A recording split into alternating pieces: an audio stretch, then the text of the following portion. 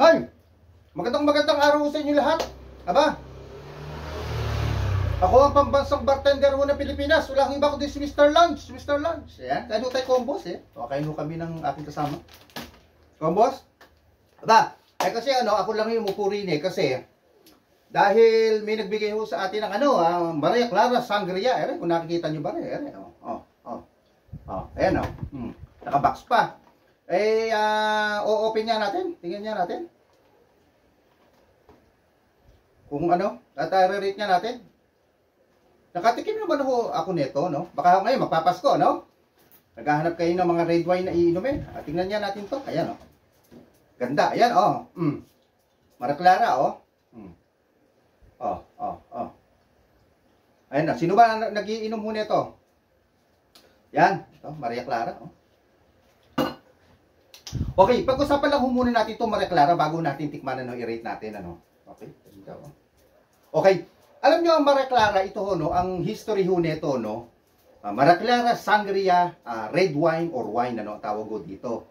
Ang classic ho nito ay red wine. Classic klase, Ito ay gawa ho sa citrus fruits. Kasi ang mga red wine ho talaga, originated, gawa ho talaga saan? Sa mga red wine. Sa mga red wine. Na red wine, mostly gawa ho yan sa mga ubas. Sa mga ubas, sa grapes, ang ibig kong sabihin, pero ito ang nakalagay ho dito, citrus fruits. Citrus fruits Pero base ho dito sa nito, citrus pag kasi sinabing citrus, medyo fruits. Ibig sabihin marami, hindi ho isa. Hindi ho nakalagay na grape. Ibig sabihin mga prutas ho na, mga citrus, pwedeng grapes. May orange nga ho nakalagay. At pwede rin ng iba pang klase na fruits. Okay? Ayan. At tapos, sino ba ang ho nito? Gumawa ho nito? Ang manufacturer ho nito? Ito parang lumalabas ho, locally made ho to yung ho natin dito, yung sikat ho na manufacturer ng alak ho natin, yung Distilleria Lincuanco, Philippines. Dito locally made ho dito sa Luzon. Sila ho ang gumawa nito. At ito ho'y matagal na, noong pahong 1852. Matagal na rin ho ito. Ito palang Maria Clara, 1852. May alcohol content ho siya ng 10% alcohol by volume. Well, sinasabi ho natin yung Maria Clara, Ang Maria Clara, alam natin ang Maria Clara, ibig sabihin ho ito Parang tinatawag natin na yung mga sinaunang babae na, di ba? Pero wala na ho nakalagay sa history bakit ba tinawag na Maria Clara. Pero alam natin, pag sinabing Maria Clara nung araw, di ba? Parang mahinhin, ayun pala ibig sabihin, Mahinhin, mahinhin babae pag sinabing napaka Maria Clara mo, Parang mahinhin ka hong babae. Hindi ka makabasag pinggan. In short, pero wala na hong nakalagay sa history, Okay, yan ho ang Maria Clara. Siyempre, titikman nga ho natin, rate nga natin lasa. Okay? May 10% alcohol by volume ho ito, Kaya, ito, may alcohol ho ito. Nagbigay ho, kamag-anak ko na aking asawa. Salamat to, ayan, sa kanila. Ayan, baka ay magpapanggit ng pangalan, wag na. Amoy natin. Alam nyo, ito hong Maria Clara, medyo may pagka-strong, siya, yung amoy niya.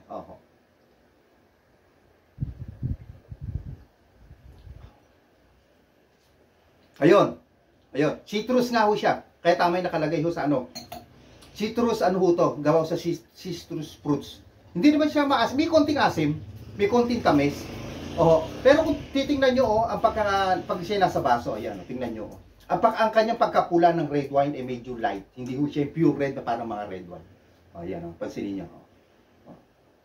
Tapos yung amoy niya ay, ayun, medyo talaga to napansin ko dito sa Maria Clara na to ay may tapang-tapang. Ayan. Ang amoy ho niya may pagkamatapang. Inapesa rin ako nakainom ho nito. So ko dumaan nagalaw camera. Sensya ho kayo. Tikman ho natin. Second taste. Ayun, matapang ho siya. Matapang itong Maria Clara. Para sa akin na compare ho to other wine or red wine. Kasi ang mga red wine naman ho talaga, naman ho nagre-range naman ho talaga ng 9 to 14% alcohol by volume. Ang mga red wine, ang mga sinasabi ko ito nga ho ay 10% alcohol by volume. Yan. Sana na? Yan. Medyo siya, yung parang amoy niya medyo maasim-asim. Ayan, kaya ho yung naghahanap po sa inyo ng yung wine, pwede ho ito, Alam mo naman natin wine, maganda ho sa katawan, sa ugat, at marami pang benefits. Kung gusto nyo malaman ng benefits sa mga wine, Ay, comment down below kung Mr. Lance, pwede ho natin i-topic. Ay, marami naman tayo tinatopic dito. Nagla-live ho ako every Tuesday, Thursday, Saturday and Sunday. At nagpapamigay ho tayo ng alak. Susunod na papamigay ni Mr. Lance sa aking next live. Ito hong JNB, abangan nyo. Ha? Okay? Ayan. Paano? Ay, saka ko pala, welcome ang followers sa akin dito. Follow nyo naman ako at share my videos, at saka subscribe nyo po. Okay? Ayan.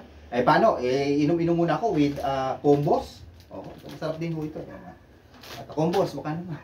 Ulitin ko, drink moderately, ingkaditra sa kuhang pambansang bartender ho ng Pilipinas. Wala iba ko din si Mr. Lance. Maria Clara, naging usapan ho natin ngayon. Ayun ho tayo, combos. Tsaka wine, sarap po ito.